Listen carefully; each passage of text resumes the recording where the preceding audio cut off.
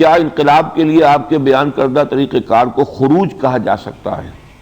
جی نہیں، خروج اصل میں نام ہے مسلح بغاوت کا۔ میں نے جو تجویز کیا ہے، اور یہ تجویز اصل میں یوں سمجھیے کہ میری نہیں ہے، میں اس کا صحرا اپنے سر پہ نہیں ماننا چاہتا، بلکہ میں نے بارہا کہا ہے کہ give the devil his due. اگر ہمیں کوئی شے غیر مسلموں سے بھی ملے تو وہ بھی ہمیں، اگر وہ حکمت والی ہے تو لینی ہے۔ حضور نے فرمایا کہ الحکمت ضالۃ المومن ہوا احق بہا حیث وجدہا، حکمت جو ہے وہ مومن کی گمشدہ متاع کے مانند ہے، جہاں بھی ملے وہ لے لے، اس کا زیادہ حقدار ہے۔ یہ اصل میں اس صدی میں سب سے پہلے یہ تصور دیا گاندھی نے۔ نان وائلنٹ، نان کوآپریشن، انگریز سے نجات حاصل کرنے کا راستہ، وہ مسلح بغاوت تو پچھلی صدی میں کر کے دیکھ لی تھی، جو حشر ہوا تھا غدر کا، تو معلوم ہو گیا تھا کہ اس طریقے سے تو یہ ممکن نہیں ہے، انگریز یہاں پر پوری طریقے سے چھا گیا ہے۔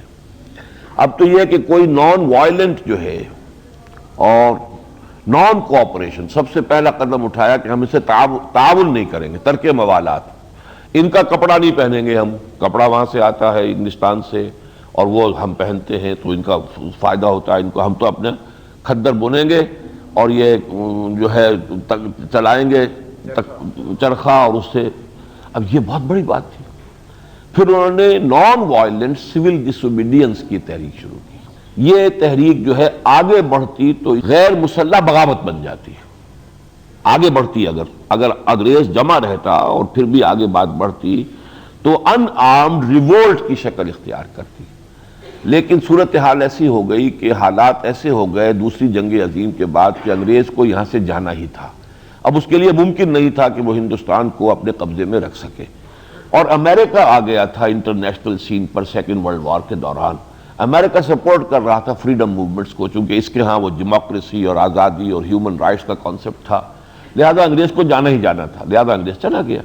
تو اس سے آگے کی ضرورت پیش نہیں آئی یہاں پر، بلکہ وہ تو آپس میں کچھ تو خون ہوا، مسلمانوں نے ہندوؤں کو، ہندوؤں نے مسلمانوں کو مارا، ورنہ انگریز تو جو ہے پرامن طریقے پر یہاں سے چلا گیا۔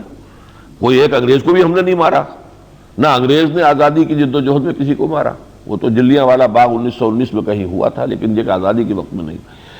یہ فینومینن جو ہے پھر اپنی آخری تکمیلی شکل میں نظر آیا ہے ایران میں۔ ایران میں پھر وہ ان آرمڈ ریوولٹ کی ہے خمینی کی قیادت میں لوگوں نے، اور اس کے نتیجے میں وہاں انقلاب آیا ہے۔ ان چیزوں کو سامنے رکھیے، اور جو حالات میں نے تفصیل سے اپنی کتاب میں منہج انقلاب نبوی میں لکھے ہیں کہ جو حالات اس وقت جو ہیں اس میں آرمڈ مسلح جو ہے جو کوئی سٹرگل وہ فیزیبل نہیں، جائز ہے، جائز ہونا اور ہے، اور کسی چیز کا فیزیبل ہونا اور ہے۔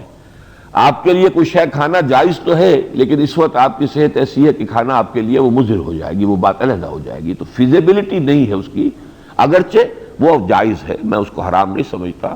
اہل حدیث علماء اس انتہا کو پہنچے ہوئے ہیں کہ فاسق و فاجر ہوں، بدماش ہوں، کچھ ہوں، لیکن بغاوت نہیں کر سکتے آپ، یہ ان کی رائے ہے، میں ان سے اختلاف کرتا ہوں۔ یہی وجہ ہے کہ وہ سعودی خاندان جو ہے وہ وہاں پہ بیٹھا ہوا ہے، اور وہ اس میں جو بھی عیاشیاں بدماشیاں ان کی ہیں اس کے باوجود جو ہے علماء ان کے نیچے لگے ہوئے ہیں۔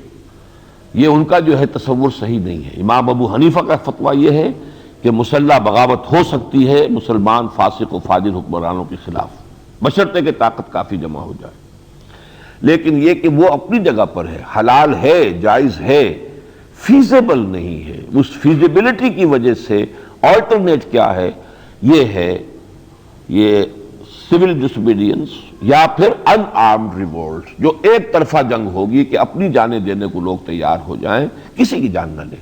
یہ ہے اصل میں، تو اسے خروج نہیں کہا جائے گا۔